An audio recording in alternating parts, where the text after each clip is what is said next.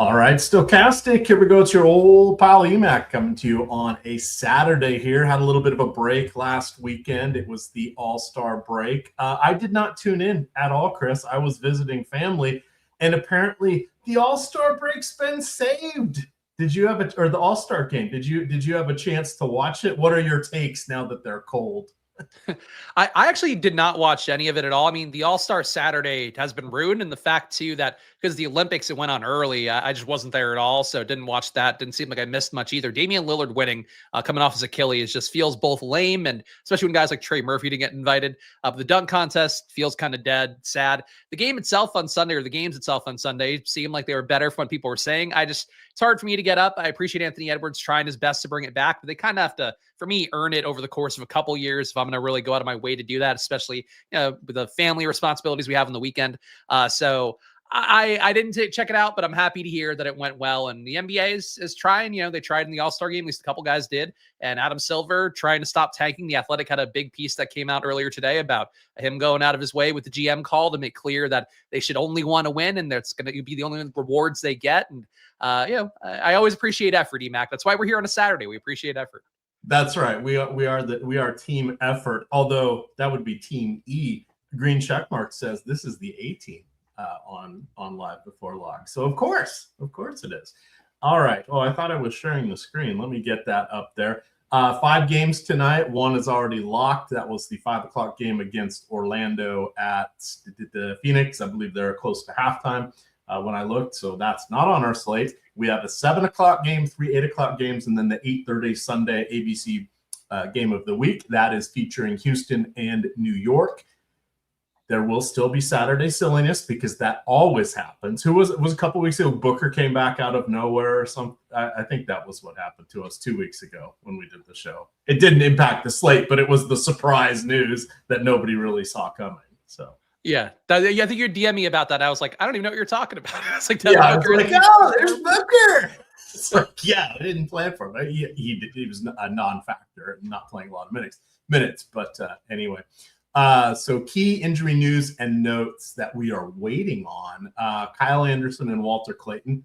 Doesn't really make a big deal. Walter Clayton, I don't think he's played in 5 games. I don't believe he's made his debut with the Grizzlies, or he might have only played 1 or 2 games for them. Kyle Anderson played last night. Utah out-tanked the Grizzlies, turning about a 12-point halftime lead into an 11-point loss there.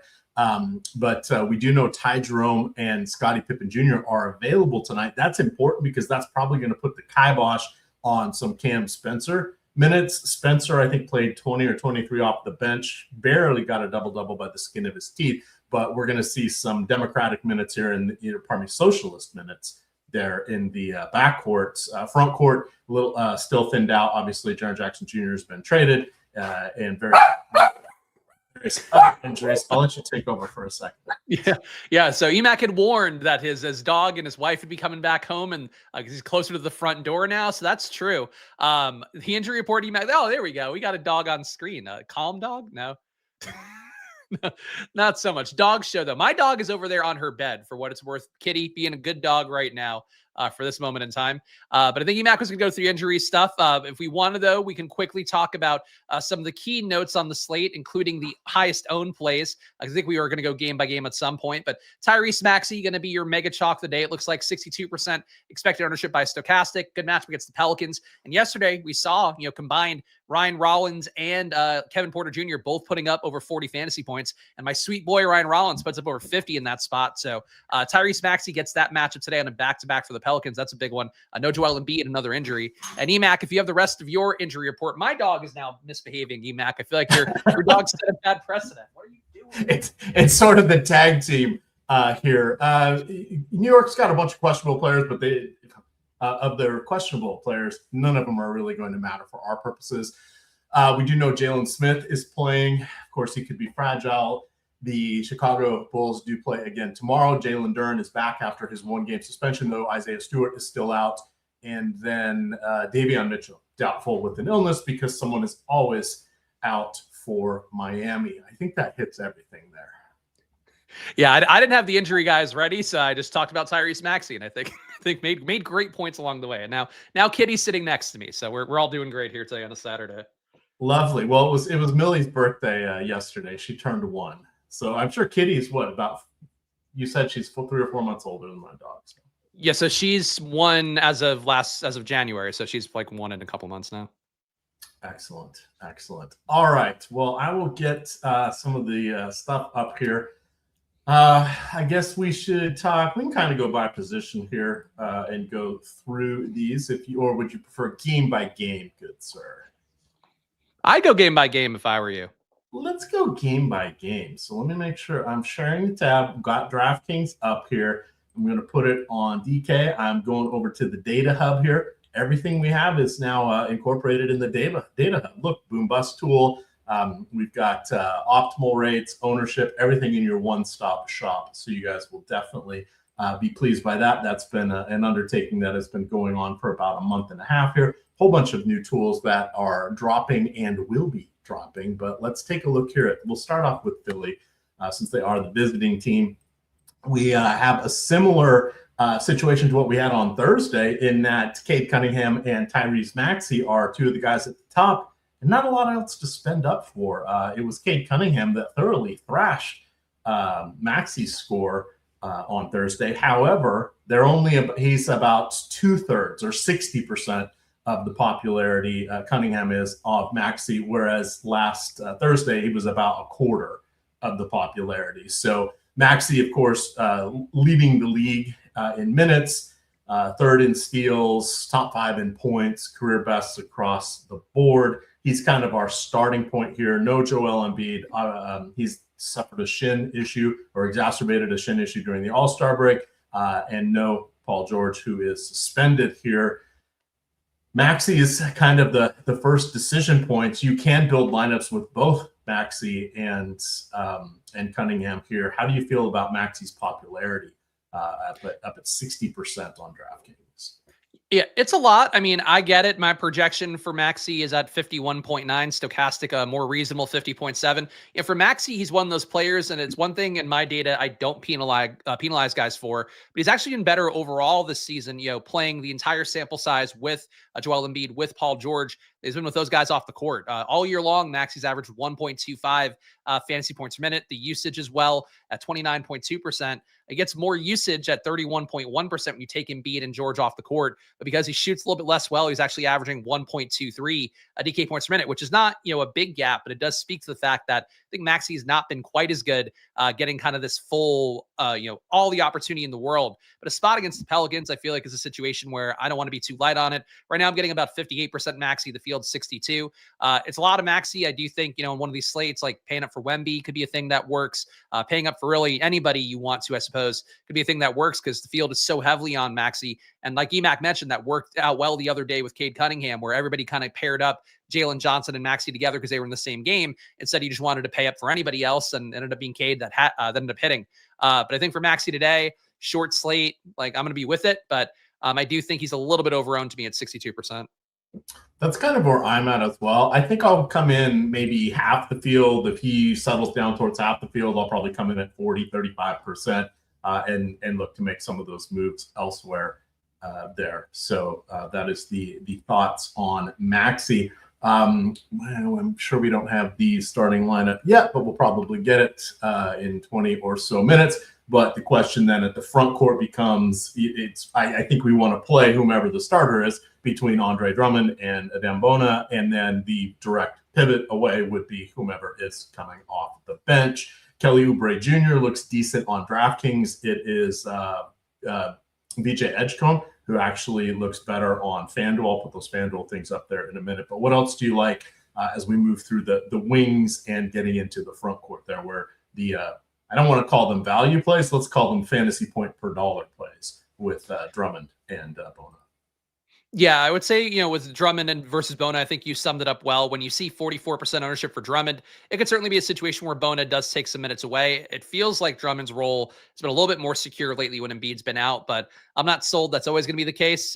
That said, I do think for Drummond, with the 24.3 minutes Stokastic's giving him right now, I have him at about a 26.4 projection, which is lower than Stokastic's at 28. That's still enough for me to get him in about 38% of my lineups. Fields at 44. So to me, he seems like about, a 40% play. I think if you're getting 50, 60, that's fine. You're probably pushing it a little bit because there is a guy that's direct leverage against them, and Bona is, 3% owned and still about a 5x value. So I think that for Drummond, decent play. I feel like his minutes are more secure, but I wouldn't lock him in or anything. And it's a lot of ownership, really. Emac mentioned this earlier. It's only one game tipping off at 7 o'clock. A lot of late swappability kind of getting thrown out the window with the ownership for Maxey and Drummond. So maybe something where you roll the dice on later guys, you'll be more unique for it.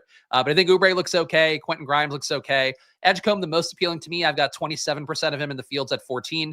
For Oubre, I'm right with the field, getting 19% in the fields at 20. For Grimes, I know I do love the guy, but love him more when there's not a bunch of other high usage guards on the court. I got him at 12% in the fields at 18. They're all decent plays on the wing for Philly, getting respectable minutes. In the case of Oubre and Edgecombe, projected to play over 34. But I don't think these guys are like, go nuts on these guys in the first game the slate kind of plays. Besides Maxey, I think you want to be with that. You want to be with Drummond, Oubre, Grimes, and Edgecombe. I like Edgecombe. I don't mind Grimes, but I don't think they're screaming must-haves on this slate. I'm clipping this and sending it to who is it that gives you shit for picking Grimes every time? Is that Mr. Ehrenberg? Oh, no, it's usually Josh. Josh is the one that is very, questioning of my guys. That said, for everybody that watched Live Before Lock yesterday, I did talk with one of the guys in chat, one of my Splash Play regulars, about Alondas Williams at length. And Emac, who went for 50 points yesterday, but Mr. Alondas Williams as the most garbage time player for the Wizards. The Wizards are putting out, they have 5 players that got over 20 minutes last night. I didn't know who any of them were. I know who Will Shipley is. They had 5 other guys besides him. I was like, who are these? Will Shipley is an Eagles running back. So you might not know him as well as you think. Will Riley. Will Riley. Two first names. Shipley. Frankly, Will Shipley might have gotten out there too at some point. But you're right. They are going real down the food chain. I was talking about this to Josh yesterday too. I really just hate that they're not Trey Johnson is not an established star. Bub Carrington's not an established star. Even Keyshawn George, I like him a lot. He's not an established star. I get they would win more games if they played those guys, but you should be developing young guys instead of just playing random dudes off the scrap heap. But the random dudes off the scrap heap did put up 80 fantasy points combined yesterday with Richmond and Alondas Williams again combined. Good times. Good times. What else we got going on in chat? Malakar says Poole is washed up. That's a good one. I do see what you did there. Chauncey Billups says small. You might see small. I think of Biggie Smalls. That song he wrote about me. They call me Big Swappa. Late Swappa. There we go. We're at that point of the show, huh? Way too much in this first game. There's not going to be a lot of late swap. But let's take a turn and see what we've got going on with New Orleans. We'll do a recap at the end here for any FanDuel differences because we'll get another update prior to that. But here we have a back-to-back for New Orleans. They ended up getting their ass handed to them by the Milwaukee Bucks, who were missing all sorts of people, including Giannis and Turner. They lost by 21 points at home. Tonight they are on, I believe they're on the road. Yeah, they're in Philly. No, they're hosting Philly, right? I've lost track. Yeah, they're hosting Philly. Sorry. I was looking at the box score here. But I want to call out, did you know that New Orleans was 5 of 25 last night from 3? Zion Williamson and Derek Queen combined for no 3-point attempts. Their entire starting 5 had 2 of 16. That's not good. Because I saw some wagers bubbling up, and it had Derek Queen for a make, over half a 3-pointer, and it was plus 140, 145, somewhere around there. And I thought, no way in heck am I taking that. There's a good chance he doesn't take another one tonight. But what do you want to talk about here with the Pelicans? Because we've seen Bryce McGowan's end up in the starting lineup here. We got Karlo Matkovic is coming off the bench with decent minutes, though that could disappear at a moment's notice. Jordan Poole reappeared for 25 minutes. That could disappear. Jeremiah Fears is lurking. And then Looney and DeAndre Jordan banished to the shadow realm. But is there anything you can take from the Pelicans here? I think your point about the 3-point shooting is pretty interesting too. Just looking through the numbers here, they're actually their best 3-point shooter with Trey Murphy unavailable right now is Carlo Makovich at 44%, and then Bryce McGowan's the two guys you mentioned at 43%. But I think they both look like decent values. Makovich at 3,200 point power forward and center eligible is helping him out a little bit as well. But he's at 31% ownership. He got in 35% of my winning lineups across the Sims I ran. So I feel like for Makovich, nice value here. I would say the same thing for McGowan's. Like Emac mentioned, starting yesterday, he also got a 3-year legit contract. So they probably want to develop him a little bit more.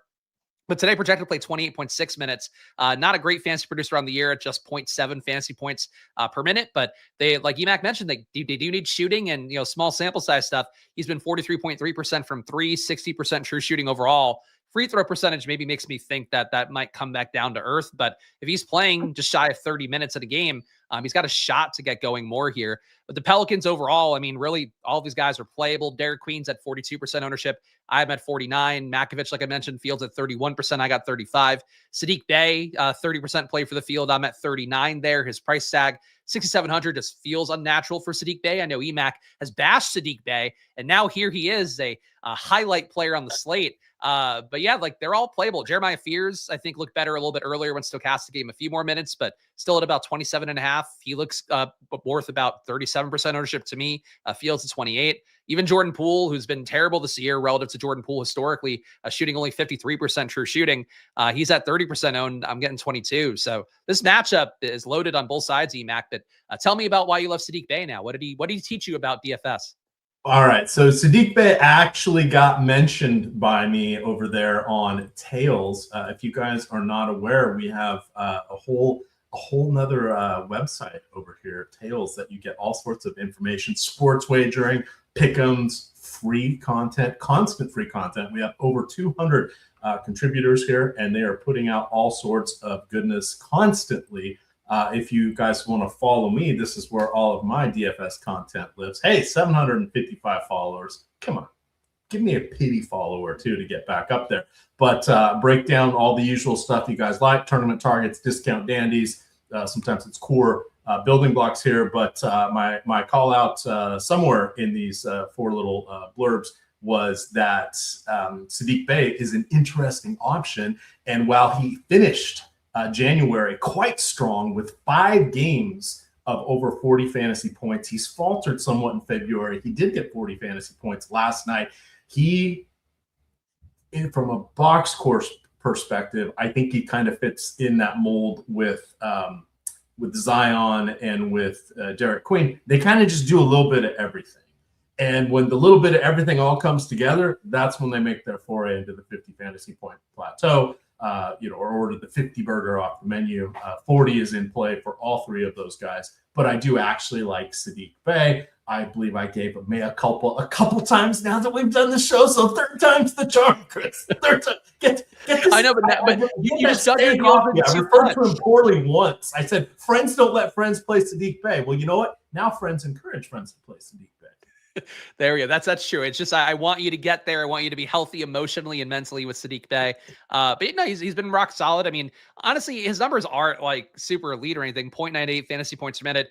Counting for no Trey Murphy this year, he's been 0.95 fantasy points per minute. But he does, like Emac mentioned, a little bit of everything, and that's kind of what they need. And even though he is not a great 3-point shooter, only 35% 3-point shooting, he is one of the better ones on the team. So he'll get those shots up as well. So yeah, I think the Pelicans have a lot of options to go to. This game overall, pretty appealing. And definitely if you were to avoid it and somehow get a winning lineup together, I think you'll be unique because it's hard to imagine not getting a Pelican in a lineup. Indeed. And come on, you're saying there's nothing worse than Emac being in charge of the screen share on a show? Oh, there's a lot worse. We could start off with no show. That would be worse, right? That would definitely be worse. So look at that. First thing from the top of my head, already knocked that argument askew. Okay, back to the important stuff here. Anything else you want to mention about the short-handed Pels, or shall we go on to our trio of 8 o'clock games? No, I will quickly say Milkman is right. I think what he's saying is that it was unfair that you showed your Tails package and not mine, which gets people access to my data at splashplaypodcast.com. So while we're shilling Tails packages, I think that's what Milkman was he's so caught up on. I don't post bets on Tails, guys, but if you want all the data that I reference here, you get it. I think it's a great additional addendum to what you're doing DFS wise on Stokastic. So check it out for yourself. Thank you, Emac. Now, I think you're a great screen share. I don't know what Milkman's talking about. I know. Look at that O face. That's me being happy. That's me smiling. You don't get it too often in real life. All right. Now I know I'm being silly. Tyler Hero is playing. He played last night, but he will be in. Norman Powell is confirmed in. He was dealing with an illness. Drew Smith is in. No Nikola Jovic. So that is important news.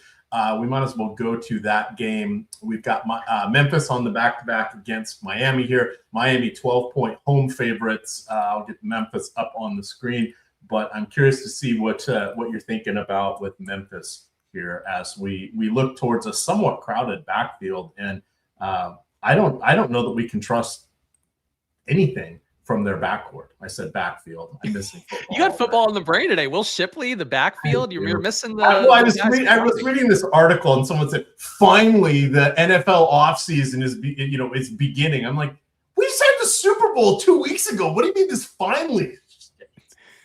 They've waited too long. That's some people's main event. So I get it.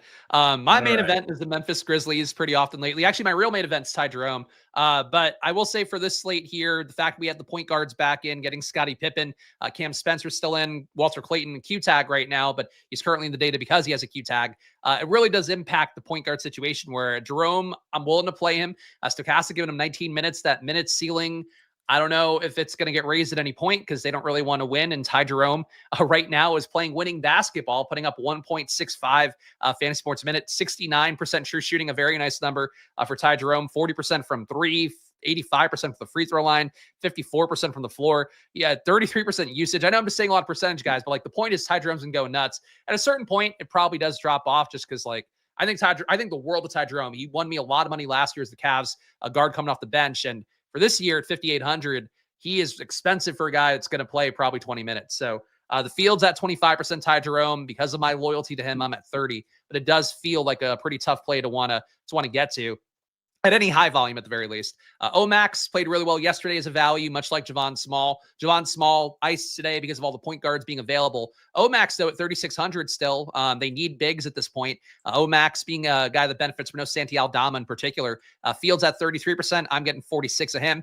He is the biggest stand, and he was a guy that paid off in a lot of ownership for me yesterday, so happy to go back there. Jemai Mashak, I think is how you're supposed to pronounce that. He played really well yesterday. Also has fun blonde highlights in his hair for anybody that watches tanking Grizzlies games versus the Jazz. But he's a guy that does play, good hustle ball. I'd say definitely better at that than his actual shooting, only 51% true shooting, but he's putting up 0.84 fantasy points a minute this year because of the fact he does create some other opportunities, in particular, some block steal upside, some assist upside. But really the minutes being big for him because he's a decent defender. It's getting him on the court. So Stokastic is Meshach. I'll get the right name at some point. 9% owned by the field. I got him at 21. And then Gigi Jackson always comes up a little bit in these spots. I got about 10% of him, Fields at 14.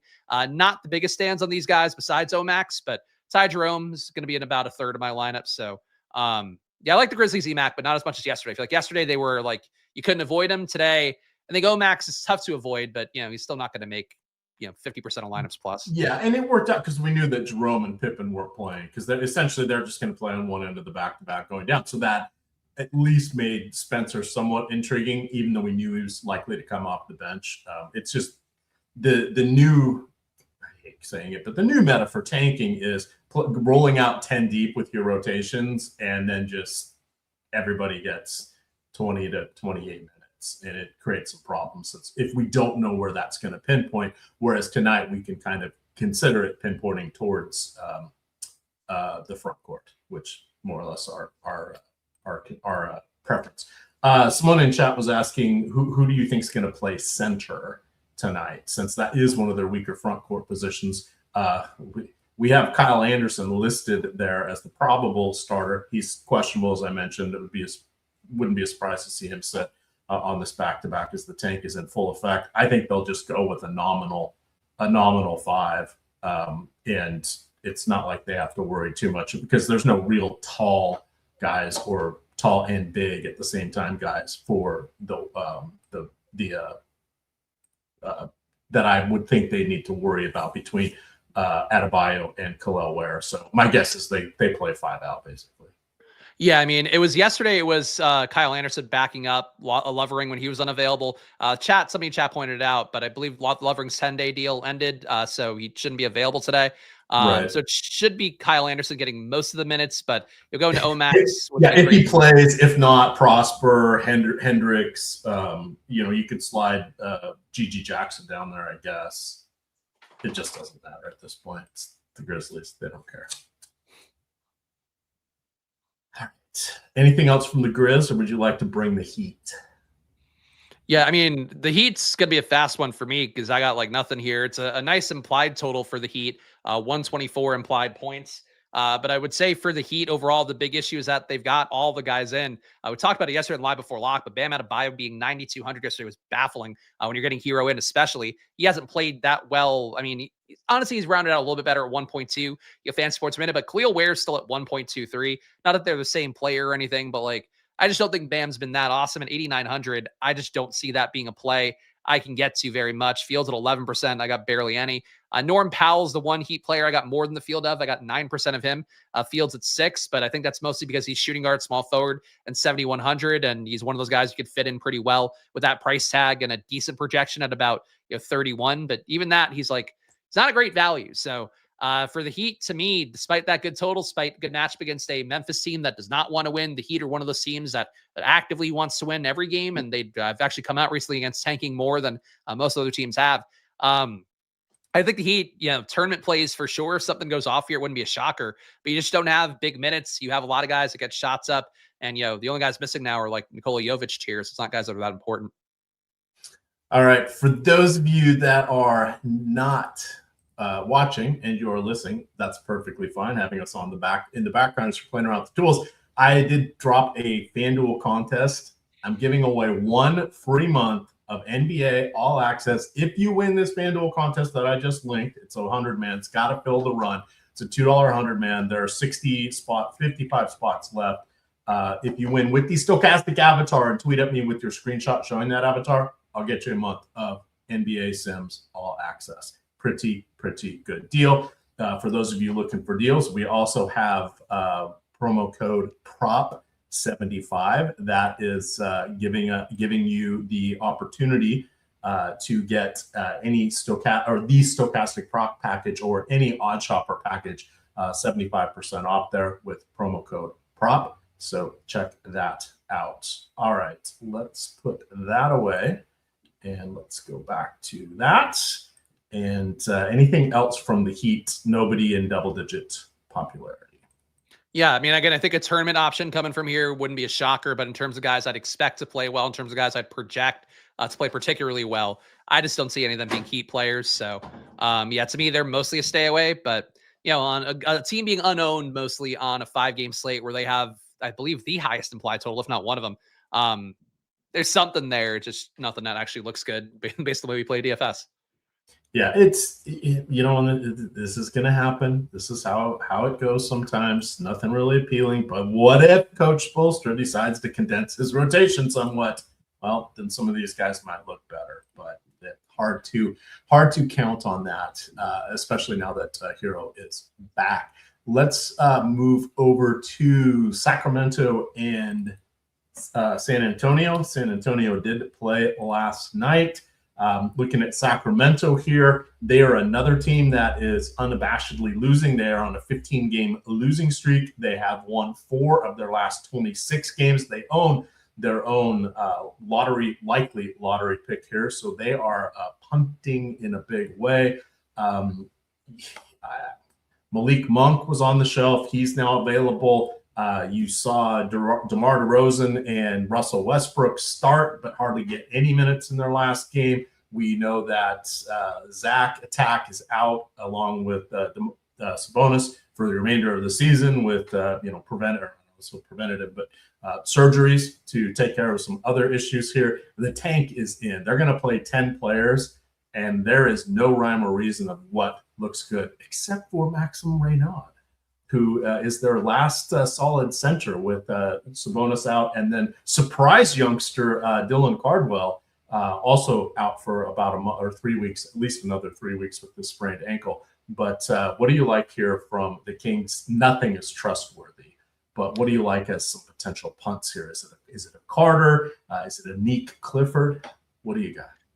Yeah, I mean, again, another game where I don't think the ownership is screaming out in a major way, but Devin Carter's a guy that pops up to me pretty much all the time lately for the Kings, with them limiting minutes for guys like Westbrook, like DeRozan, obviously Levine, like Emac mentioned, being on, Sabonis being on.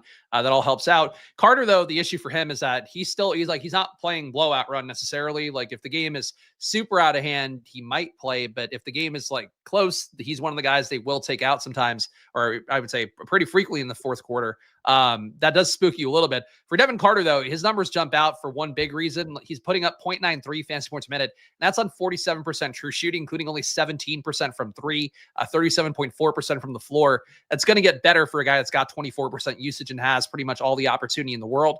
So I'm above the field on him right now, getting him at 16% and change. Fields at 13% and change. Not a big stand, but I do think Devin Carter at 5,100, it's not a value play anymore. But he's a guy that has a ceiling, and if that shot ever falls, he could actually put up like a 40-point game. I don't think that's out of the range of outcomes. For Keegan Murray, another guy coming up a little bit for me here, getting 32 minutes of the projections from Stokastic, 5,600. He's been terrible this year as well, 0.84 fantasy points a minute. And for a guy that got paid, 150, 160 mil for his 3-point shooting, he's only shooting 28% from three, 51% true shooting. Should get better at some point, I would think, for Keegan Murray. Reynaud looks okay as well. I don't think a great play for me. Fields at 9%, I got 6. And that's it. The Kings are one of those teams where, like, the Grizzlies we talked about earlier, and obviously yesterday they were a key part of things. Fun tanking team. Utah, sometimes as guys we like, even though a lot of them are priced up now. Sacramento, I just feel like they have not been a tanking team where let's get there because it's so great. Maybe if Westbrook doesn't play at some point, DeRozan doesn't play at some point, Monk doesn't play, it'll look better. But right now it's like they're playing those guys too much, even though you can't play them at their price tags. Yeah, and those guys, it almost feels like ceremonial start. So as we're saying, not good things, not savory things about some of these players here, you guys can go take some of their unders. And that is something that pops on the sports wagering sites, because they like to push the overs because nobody wants to root for bad things. And, because that's just un-American. And you have a lot of unders popping up here, as you can see, because that's where the value tends to be. This is the Stokastic props tool. A lot of fun over here. Use promo code PROP75 and you can get 75% off a subscription here. We can have the customization tab. You can run it 100% on the Stokastic projections or any number in between. You see, as soon as we hit that, it recalculates the odds for everything. It is now pitting the Stokastic projections against the books and the field. So you can see we've got some changes here. Gregory Jackson, the over 4.5 rebounds looks like a nice one. You can get that over at Bet Rivers. You can filter by state. You can pick specific sports books. You can we've got the pick'em sites here. This is something that you guys definitely want to check out. We can flip it the other way. Look at 100% with the market. This is going to be the same as the Stokastic or the portfolio EV tool. So you can see lots and lots of unders here. So that is where the value is. Some of these where you're seeing some of the overs pop, a lot of times that will show, well, there's the Dairy Queen over. That one at least is a reasonable number. Well, he's got to take one to make one, right? A lot of times I've noticed just like, oh my God, I can't believe that's a mispriced line. And then you look and see it's one of the pickup sites, and it's one of their promotional wagers, because sometimes it's hard to find their promotional numbers there. So that is something you guys can check out here. Anybody that wants to get in, use promo code PROP75 to get 75% off.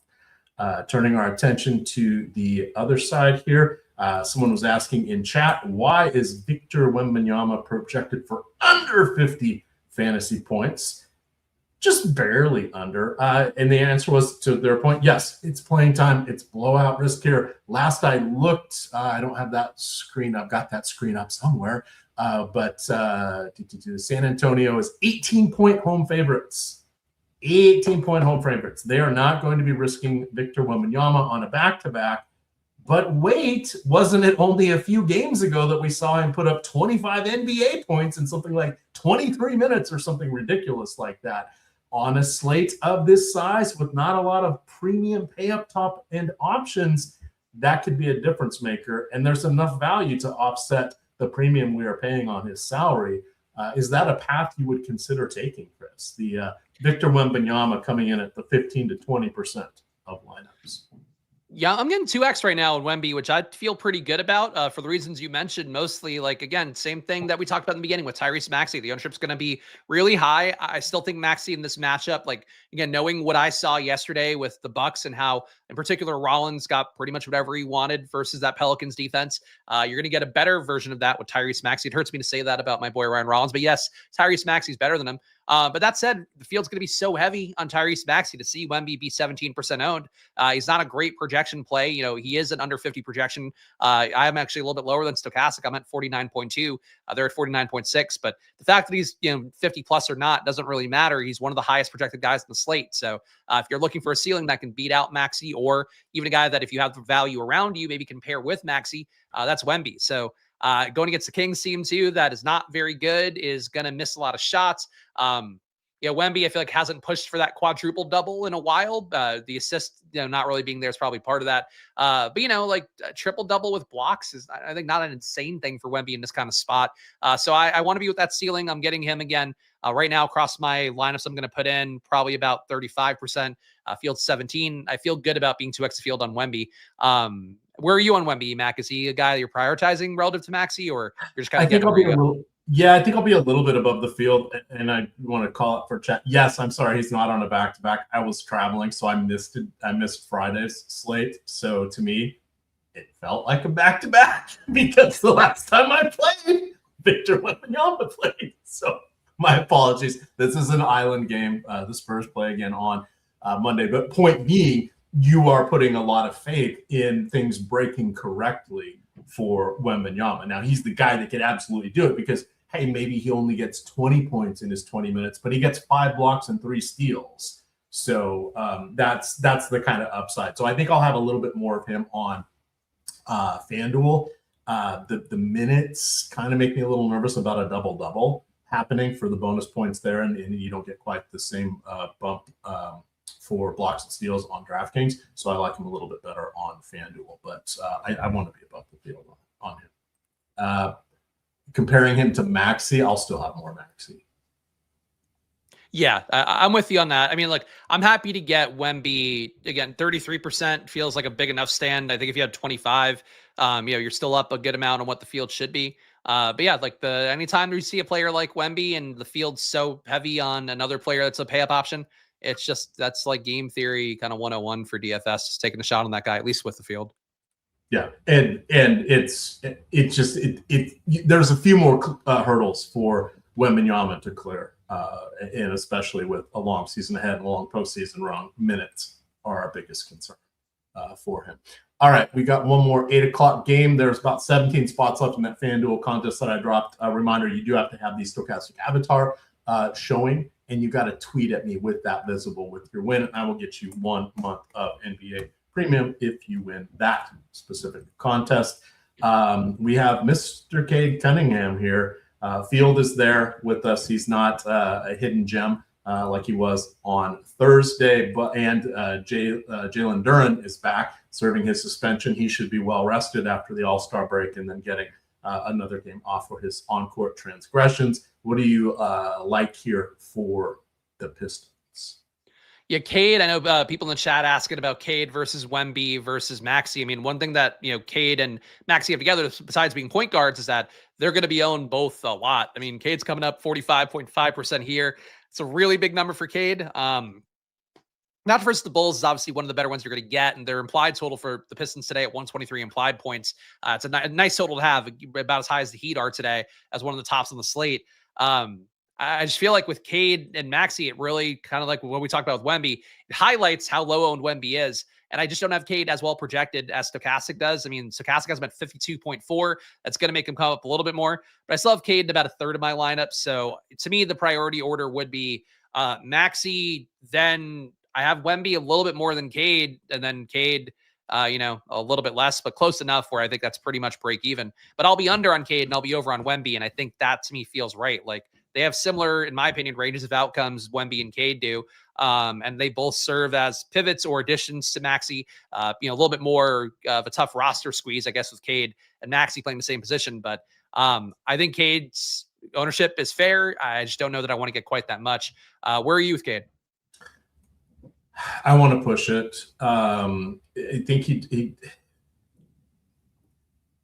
there's not really a consistent secondary score other than Jalen Duren. They can both get there because Duren's going to get most of the front court scoring, especially with Isaiah Stewart out. So I just like the all-around game there for Cade. His biggest volume has not been an issue this year. Again, weakened opponent, etc., is the minutes or the worry. But he is kind of the guy that's going to have his hand in most of the possessions, either via assists. He does a good job at rebounding. He gets enough defensive stats. Similar to Maxey, he's at nearly career highs across the board, about the same as his last year number. So whereas Maxey has taken another step, Cade has sort of been working on efficiency, becoming more of the well-rounded leader, knowing when to pick his spots. His stat line has been about the same as last year. I was going to say yesterday because time is a flat circle, Chris. It is one of those things where he does a little bit of everything. And I've listened to I like listening to Josh's strategy show when we put that out on podcast when I'm walking the dog. The Stokastic Podcast Network, check that out. I know he has said that he's not against Cunningham, but he says he's not in the same tier as everybody else because of the efficiency. But the efficiency is coming around a little bit over the last month, which is pretty neat to see. So I'm higher on Cade than I am Maxey, definitely higher than Wemby. Of that trio, I will be above the field on Maxey. I will be above the field, or probably on Cade and Wemby, but below on Maxey is what I've decided. Yeah, that's reasonable. Look, I think Cade, you're putting up 1.4 fantasy points a minute. There's not a lot of guys in the league doing that. He's always a little bit low for me, so I don't get him as much, but I don't want to be blind to him either. So I'll be under, but I get that logic. Jalen Duren, also another player coming up a little bit here, $7,700 salary. He's putting up 1.3 fantasy points minute on the year as well. So I do like getting Jalen Duren whenever he's pretty low owned. Today at 14%, I got him at 19. Then Tobias Harris, never a fun play, but at 5,500 power forward, he does make some lineup configurations work. So he's about a 10% play for the field. I'm at 10, but I think that's it for the Pistons, Emac. I feel like there's not, like those three, I think all decent. Cade's clearly the best out of that group. But really Duren and Tobias Harris, maybe more like low owned pivots than anything. Yeah, for me, it's kind of a two-man show there. All right, let's flip over to the Chicago side. Still going with the unders on, although the sites are getting savvy and his minutes are ticking up just a little bit, but the unders have been very helpful there for Josh Giddey, especially as part of the pick'em cards on Underdog or Prize Picks, because you got to put two wagers in there or two lines in there to make an effective card. Nobody is popping at this point here, and we did see some minutes yanked around a little bit with their backcourt now that everybody is back and healthy again. Is there anything you want to call out of note from the Bulls? No, I mean, I will call out Jaden Ivey for the sadness that his career, and he's like seemed borderline depressed after he got DNP'd the other day. I'm not sure if that's related to the knee injury. Honestly, the knee injury might be fake, and you're just giving him 2 weeks to kind of get his head right. But it's sad that he won't get a shot at showing Detroit anything. But if you missed what he said, basically felt like he's not the same player anymore. Though he did call himself, I'm not the old J.I., as anybody's calling him J.I. But Jaden Ivey, gone out of the rotation for now. That's at least one body that we don't have to worry about. We still got a lot of bodies in there, and Josh Giddey being back in on a minutes limit. He's kind of unplayable, but he produces so well that he hurts everybody else. On this team, nobody above 35 fantasy points. Actually, nobody above 33 in Stokastic data. I would have Giddey a little bit above that, but with only a 24-minute projection, you just can't play him at 7,600. And it's a tough matchup, too, against the Pistons. So you have a pretty deep Bulls team, a lot of guys that play, none of them particularly good. And then you also have a Pistons team that's really good, and the price tags are not favorable for Chicago. So it's so crazy, Mac. This is a 5-game slate, and I feel like there are 4 teams. I'm just like, I don't see. They're like, nah, I'm not going to play them. Yeah. All right. Chat loving DeAndre Jordan starting. DeAndre Jordan is starting. I just saw that come across. I said he was banned to the Shadow Realm. We wondered who was play center. There's nobody who plays big. Yeah. All right. Well, there you go. Oh man, he's 3K minimum. 12 minutes. Is that your guess? I want to see what the data team gives for it, but I know I'll go beforehand here. He's putting up 0.91 DK points per minute this year. What is the most he's played? I got to pull in guys that don't have a projection. All right, DeAndre Jordan this year played 12 minutes, 11 minutes back in October. That's it. So, yeah, I guess you'd probably project him for 13, 14 maybe, and that might be too aggressive. So he might not actually be a play, but if he plays 20 minutes at 3K, he can easily hit. Our Saturday surprise, Chris. I love this. His last start, he only took 1 shot and he played 12 minutes. My 12-minute guess was not bad. If you had told me when he last played, I would have said, January or something, not realizing it was really in October, as you mentioned. I've got up here that this is a basketball reference. It's a good way to jump in and get quick data. But yeah, been a minute since how old is he? Is he 40 yet? I mean, he's got to be late 30s. I don't know. What's the 37? He's 37. Okay. A young 37, a youthful 37. I'm sure. Youthful 37. All right. Well, I don't think I want to play him even at 12 minutes. 12 minutes he would, and you gave him 20 fantasy points. I don't think he would. That's just. It's tough because you see a minimum salary starter, and I do think there's a logic in just try him out a little bit because I don't think he's going to get chalky. The projections won't look good enough, but he might play 12 minutes and give you 12 fantasy points, and that will not be enough, even if you think it will be. All right. Did we update him in that last update? Not the Jordan part, but there's everything else is updated. All right. So let's go to our final game of the night. It is the Knicks hosting Houston here. Knicks are favored by a bucket. What do you have from Houston, and why is it Alperen Şengün? For Houston, it is Şengün I'm getting the most of, getting him at 14%, Fields at 13. Again, same reason that we talked about Wemby. You're getting Şengün at even less ownership, power forward center. And, theoretically, there's a ceiling against the Knicks. Knicks, a team that playing a little bit better than league average defense, probably pretty close enough to it that it's not distinguishable. But, the total for the Rockets today at 108 implied points, the game total at 219.5, I believe the worst on the slate. It's not looking good for the spot. But, Şengün, maybe Durant got his going after the burner gate the other day. If Şengün can go off here as his rebuttal to this weird drama they've going on. Durant at 12% as well for the field. I got 10. Durant did play, I think, visually and statistically his best basketball game of the year coming off that burner situation. That said, I think that was probably a 1-game showing of him being like, hey, there's me doing everything, guys, and now maybe gets back to normalcy a little bit more. 8,700 on a slate where we're looking for any player that could spike a ceiling. Durant is one of those guys, so you don't want to be totally blind to him. But I got Amin Thompson at 6%, Fields at 2%. That's about it. Sprinkling Satari Eason, Jabari Smith. The seam, Emac. I've said this a million times already. Just nothing looks that good. Nothing looks that good for Houston. I would agree. Nothing overly sexy there. Let's check out the Knicks side, then we'll look quickly at and then we'll look at FanDuel. So Josh Hart, Jalen Brunson, these guys are all fine sprinklings. I don't have anything really of note other than to say over the last 15 games, these two teams are top 5 rebounding teams, and I did like the under 8.5 Şengün rebounds, which I wrote up today for free on Tails. Yeah, I got nobody on this team besides Mitchell Robinson projects me as over a 5x value, and he only came up for me about 2% of the time, just not a great value at 4K. But Josh Hart, tournament option for sure. Fields at 13%. I got 16. Jalen Brunson, Fields at 11. I'm getting 12.5. Anunoby dead with the Fields 11% and change. Towns a little bit behind the Fields 11%. I'm getting 10. But nothing that's like a brave stand here or anything that I feel strongly about these guys. It's a tough spot against Houston. I don't mind playing guys against Houston. I played Brendan Miller a couple days in a row and he's sucked both of them, but you got up 22 shots versus Houston. There's always opportunity going against a team like Houston, even if the defense is good and you're worried about that matchup more than not. But the Knicks here, fair prices, nobody missing really. It's not a great spot, which is the theme of the night, it seems. All right. I'm sure I missed a super chat, so let me go quickly look at that. DK, 6K or less in utility. What do you got? DK 6K, or let me scroll up here and sort by price. 6K or less in utility would be for me Derek Queen, easily 49% of him. Ty Jerome, if not him. All right. And then FanDuel by position. So we just got an update here. So I will quickly flip over to FanDuel. I'll give you my thoughts because I'm going to run my FanDuel sim here in just a moment.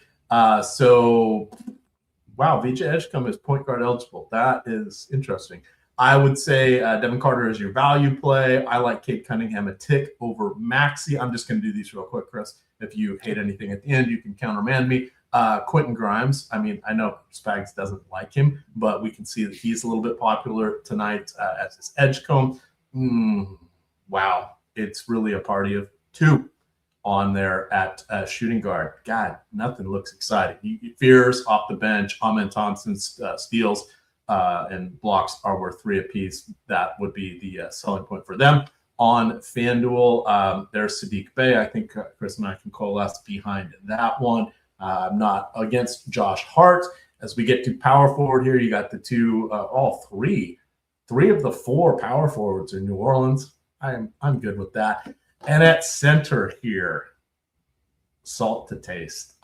There's a lot of, I would say Dern is number 1, Drummond is 2, and then let the multi-position guys come in as you see fit. Let's look at DeAndre Jordan. We're projecting him for 13.7 minutes. I'm a little bit low, a little bit.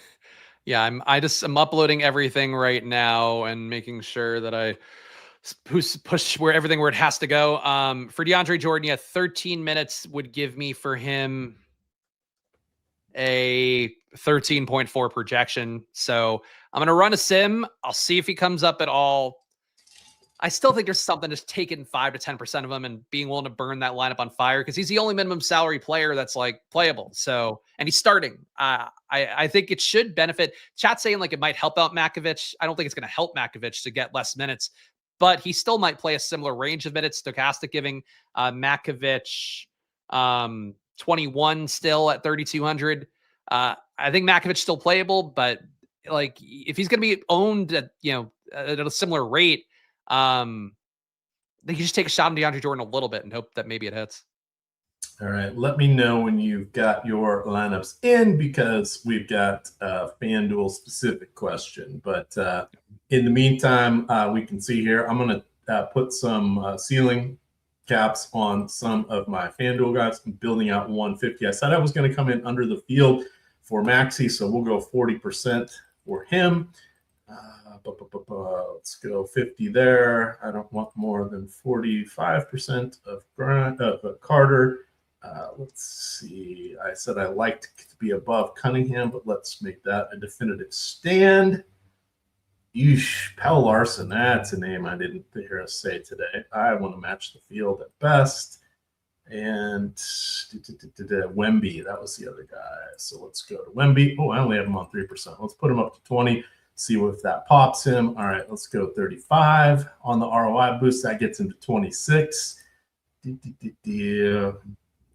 Cap it at 25. There we go. All right, so let's download these. I got a handful of lineups that are not that are negative ROI. I'll take it out of my 150, just 3. But if I go look, I don't really want to play Karis LeVert. But that is a Wembenyama lineup, so I'm going to allow it. I'm curious to see how much Karis LeVert I have overall. That is probably my only Karis LeVert lineup. I will let that one live. Let's download these and we'll run DraftKings here. The FanDuel contest question was favorite player for each position. Well, that's too many questions. So he's looking single entry. Give a couple guys 4,500 or less that you like. Okay, I got the screen pulled up so I can look at this quickly here because you already went position by position, so I feel like we don't need to do that part again. 4,500 or less. seems to be Andre Drummond, 43.5% optimal rate, a little bit over-owned at 47%, but he's got the highest optimal rate of this group. If not him, Quentin Grimes at 4,400, 18% optimal rate on FanDuel. And if you want to go all the way down to Jemai Meshack, 9% owned, 25% optimal rate, rounding up there. So that'd be a decent value. That's three guys. That's worth a super chat. All right. I am going to figure out where are my contest generators. There we go. Building out 5,000 on DraftKings, putting between low stakes and marquee, generating the lineups here. I've got my upload template ready to rock. Getting so much Omax. I'm terrified here. I'm terrified. I'm playing 100% of Oh, hey, anybody follow me at Emac DFS on Twitter. I'm going to be posting some Twitter stuff towards the secret site, also known as Yahoo. They have decided for the first time in their existence to put out 1099s for DFS. They didn't contact anybody about them. So if they didn't have your contact information, they keep insisting they sent it to you on January 31st. If you're filing your taxes early, just know they are sending something somewhere. The problem is they are putting, so if you enter 20 contests, Chris, and you get, and you win one of them for $3,000 and it was the 20 max for $2 each, they're saying you only had $2 in entry fees. If your lineups don't win, they're not counting those entry fees against the winnings. Well, yeah. I think that's supposed to go, right? Which would be fine if they would cop to it, give me a 1099, because then if you're itemizing and doing all that fun stuff, you can, adjust yourself. I am not a tax provider. Once upon a time, I was a CPA. Do not listen to me for tax advice. It's not legally binding at the end of Live Before Lock. Yeah, as they say on Lulz, don't sue me, don't dupe me, bro. Please. DFS accounting. Go check. I know the guys behind the scenes on that. They are very solid. That is where you want your tax advice. Or talk to me in Discord, and we will have some fun. Ooh, Jamal, doesn't matter. Only one game's locking in 3 minutes. I'm going to launch these here. What did you end up with, Bismack Biyombo?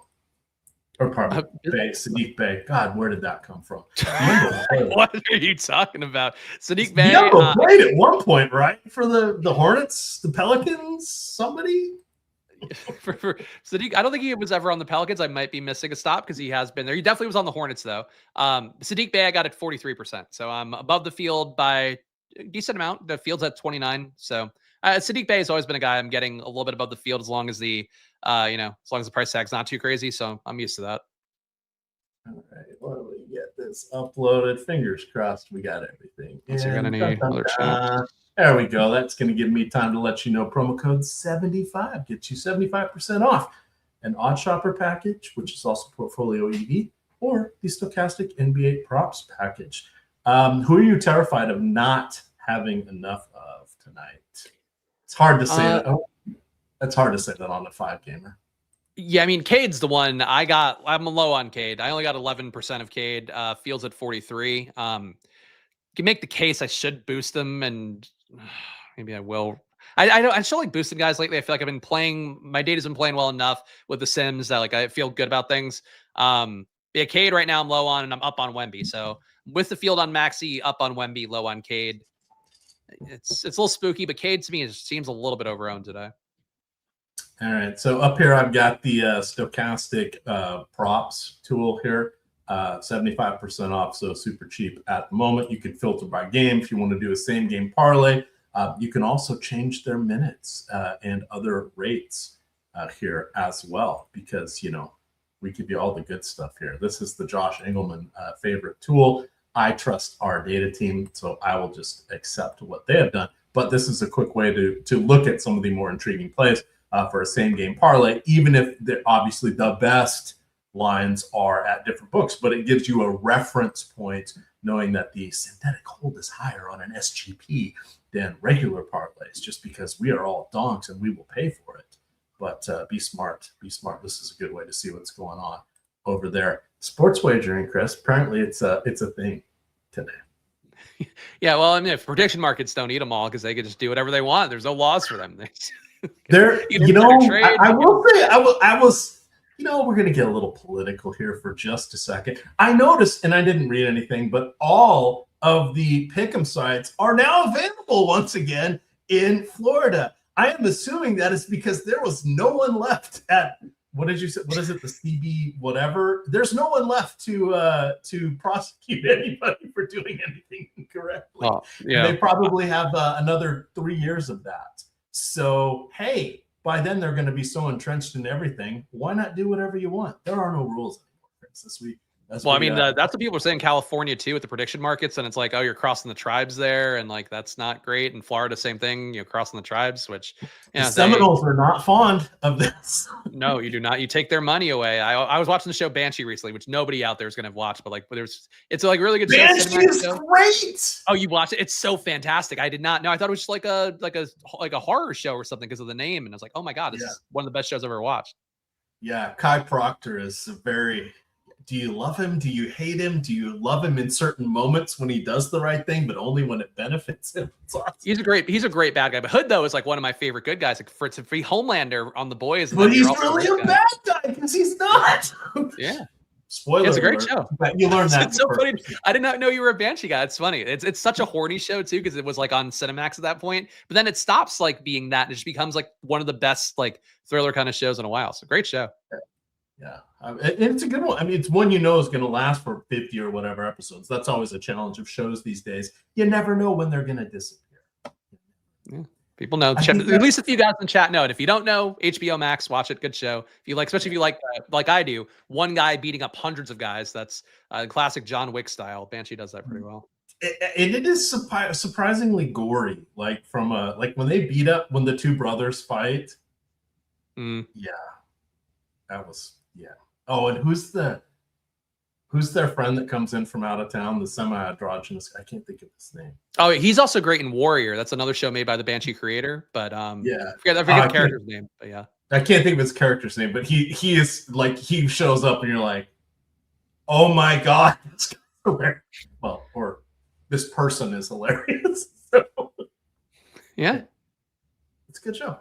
Good show.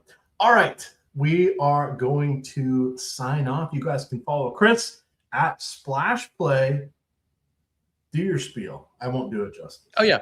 Check me out. I do videos Monday to Friday, 2 p.m. covering the NBA at great length, showing Stokastic Sims, showing my data, everything put together. So check it out over at Splash Play Bets. Again, Monday to Friday, 2 p.m. And check me out on Tails, too. If you want to see the things I'm offering at splashplaypodcast.com, you can buy them directly through Tails and pay a little bit less than I charge for people that go through YouTube. So check it out over at Tails. And, check out Emac, too. I'll plug Emac here. I'm going to give you the old plug. Emac. I'm not on Tails, too. Pause.